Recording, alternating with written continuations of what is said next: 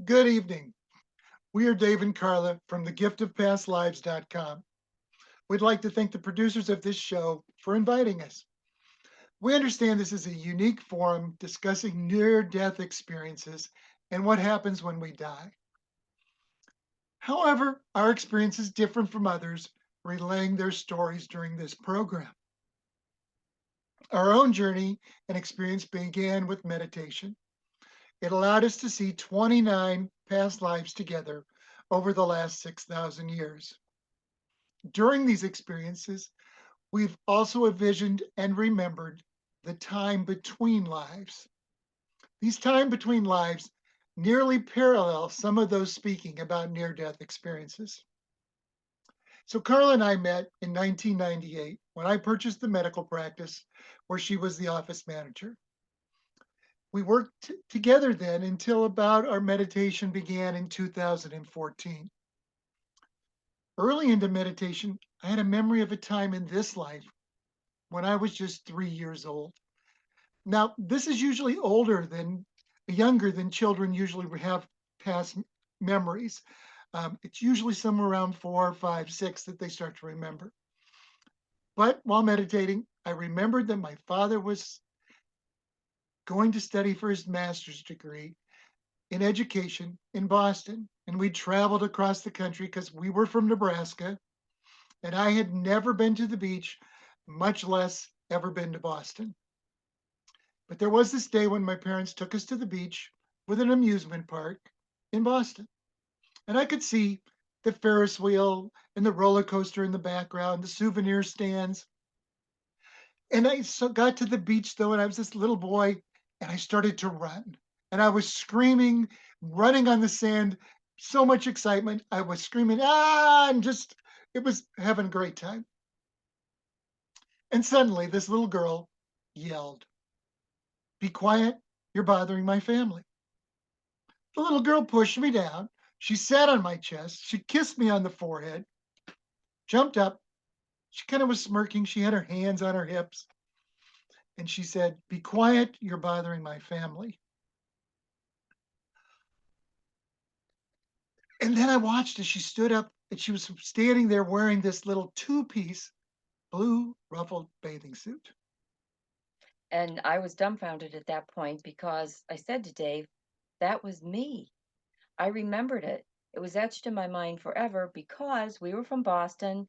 I was one of five girls, good Catholic family. I was the youngest. And for whatever reason, that particular day, my parents, who were always breaking up and getting back together, they were together that day. We weren't well off. My father rented two cabs and we went to Revere Beach. And when we got there, for whatever reason, I didn't have a bathing suit. So we all went across the street. My parents really could not afford it, but they bought me my first brand new two-piece blue ruffled bathing suit, and it was etched in my mind forever. So already, Carla and I are sort of blown away by meditation. We've discovered that we met when we were 3 and 4, met 35 years later, and had never discussed this memory and never knew that I had been in Boston. But we kept meditating because it was such an interesting experience. And then there was another day while meditating, and I had envisioned another memory. And I was standing in this dark alley. There were men around me. I could see this blonde woman standing off on the side, and she was dressed like a flapper. Now, as I looked at her, I'm going to say it didn't look exactly like Carla, but I knew it was Carla. And suddenly I saw this flash of light.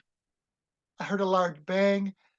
I felt that I was shot in the chest, and I fell over backwards. And it got dark, and it got darker and darker, and I knew I was dying. And then I saw two small dark hands reach down and lift me up. And then suddenly I was traveling through time, space, eternity. Lights were swirling.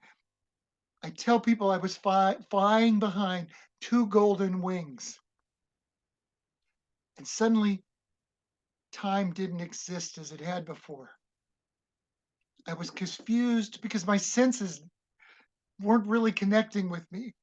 I couldn't hear, see, speak.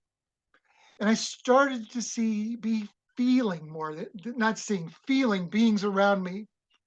And these beings were giving me love. And then in that next instant, I woke up. I told Carla all about this. And again, she was looking at me like, what kind of experience are you having? But I started to meditate again and I received more of the story. I found out that our names were Ruby and JJ and that we lived in Chicago, Illinois in 1925. Apparently, before being shot and killed, we had met at a wedding of a man named Angelo on January 10th, 1925, at Ashland Auditorium. Ruby had been the wedding singer, and I chased after her after the ceremony until she finally agreed to meet me for breakfast the following day at Marino's restaurant. So, to my joy, she showed up at Marino's for breakfast in the morning. And after that, we took a walk along the cold Chicago shoreline. We discussed our lives, our futures. She told me her name was Ruby Donaldson. Her parents were James and Anna Donaldson, and that she had been born in Bullock, Georgia, and was one of 11 children. And then she had moved to Chicago in the hopes of becoming a dressmaker and a singer. So Dave relayed all of this information to me, and I thought, well, it hasn't been that long ago. Certainly I can find something about Ruby Donaldson. So I got onto ancestry.com and I did indeed find Ruby Donaldson, born in Bullock, Georgia in 1904 to James and Anna Donaldson, one of 11 children. Then I got onto some old newspaper sites from Chicago, and I found the wedding of Angelo Genna to Lucille Spinola on January the 10th, 1925, at Ashland Auditorium. I found pictures of their wedding cake, which was over 10 feet tall. It was serving over 3,000 mobsters.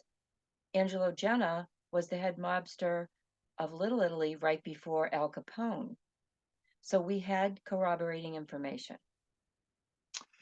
And we continued to meditate and do research on reincarnation. We found that at the University of Virginia Department of Perceptual Studies, they had been studying for 30, 40 years, and they had about 2,500 cases of children who had memories of past lives where they provided specific information that they confirmed with autopsies, interviews. And of those cases, about 20% of those children also recalled the time between lives where they assisted in planning their next life. They remembered the time was different. They remembered love was surrounding them. They remember beings of light, passed over loved ones helping them, and they all remembered having a past life review. Interesting, this was much like the experiences that I had after the death of JJ and after some of the other past lives that I've experienced. The memories of the time between life is very consistent, and it's the same story reported by most of those who have near death experiences. So after discovering all of our past lives, of which there are 42 for me and 34 for Carla, and after being assisted by beings of light, God, angels, and our spirit guides during our meditation experiences, we have come to conclusion that there really is only one lesson here. Love is everything. We were created out of love to learn and grow, and thus will return to the love that created us, God, Source, Creator, Tao. Remember, in order to get off the wheel of karma, we simply must make every decision and choice out of love and compassion rather than from conceit, selfishness, jealousy, or unforgiveness. We call these four emotions of the ego, and we write about these five simple rules for living in our first book, The Gift of Past Lives. When you talk about these four emotions, they're really from the ego, and they're all directly related to karma which brings up the question of hell. Our second book is called Hell No Reincarnation. Obviously, we do not believe in hell. And if we tie this back into the near death experiencers, these people rarely report any sense of hell or punishment, but always report overwhelming senses of love or some sort of past life review and educational experience. And then there's the book, our third book, which is the manual. And it's really all about the process. It's filled with communications from beings of light we refer to as angels and spirit guides. And the manual ends up just where it began, with communication from God, our intelligent designer. Carla and I are not special. Many people during NDEs talk about speaking with God. Here's what God dictated to me during the writing of the manual. I am, I am. I am one. One is love. Two is love. Others are not one. Others are ordered, numbered, named, listed. No flower is exactly the same. Flowers bloom when they are nourished. I am love, and love nourishes. All are from one. Light is from one. Light nourishes. Why would the sun shine without love? Others would not shine or survive in separation if not created as others. Free will and manifestation of destiny is like blooming of the flower. Only in this early existence is the light sustaining. I am justification and creation. I am beauty, light, and love. Others must be with others. It makes what seems imprisonment of separation bearable.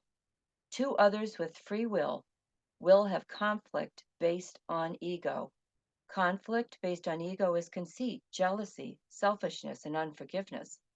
Each rose as unique as the next, each ruby as unique as the next. The roses flourish and are beautiful even with the thorns. Two roses can become a bush, which literally becomes a tree. Even as the petals fall, the bush remains strong. It grows, it evolves, and it creates more flowers. When the bush becomes aware the creation of the flower is more important than the creation of the thorn, the bush reaches its potential. Other needs other to learn, grow, and evolve. When ego lets go, others bloom. I have numbered, named, listed, not forgotten. I have nurtured, I have watered, and I am love. When ego forgives conflict, love prevails. Love returns. Others are one. Others are love. I am love. Joyful, hallelujah. My child, my other, has returned. I am one. We'd like to thank you for letting us share this. I hope it adds a little bit to the near death experiences. And we'd like to again thank those who invited us on to see the show. If you need to learn any more about us, you can visit us at thegiftofpastlives.com. Thank you.